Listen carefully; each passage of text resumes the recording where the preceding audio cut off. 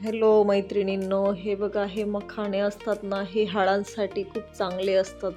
ज्यांचे गुडघे दुखतात, ज्यांचे म्हणजे त्रास होतो, त्यांनी हे मखाणे नक्की खायला पाहिजे. तर आपण मखाण्यांची रेसिपी बघू. बघा, मी घेतले मखाणे, तूप, गूळ आणि तीळ घेतलेले, पांढरे तीळ.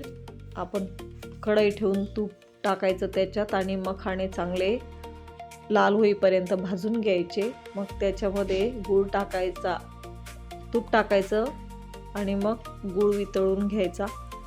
छान असा गूळ वितळतो, बिगर पाणी टाकायचा, मंद आचेवर ठेवायचा.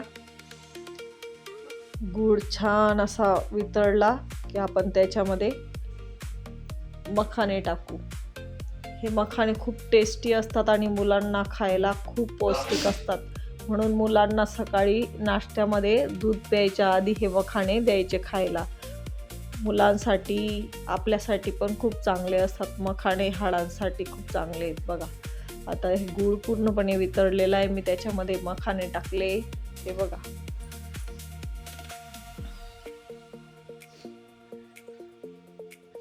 हे बघू शकता तुम्ही, एवढे छान क्रिस्पी लागतात ना. एकदा नक्की ट्राय करून बघा तुम्ही. मुलांना खूप आवडतात, खूप आवडीने खातात मुलं. मी आता याच्यामध्ये तीळ टाकलेले आहेत. बघा, तीळ पण हाडांसाठी चांगले असतात. आपल्याकडून दररोज 1 चम्मच तीळ असे खाल्ले जात नाही, तर अशा प्रकारे मुलांच्या पोटामध्ये तीळ, गूळ, पुन्हा मखाणे असं चांगलं चविष्ट पौष्टिक, बाहेरचे कुरकुरे हे ते खाण्यापेक्षा चांगले असतात. त्याच्यामुळे नक्की लाईक, शेअर, कमेंट करा, सबस्क्राईब करा, बनवून बघा. थँक्यू.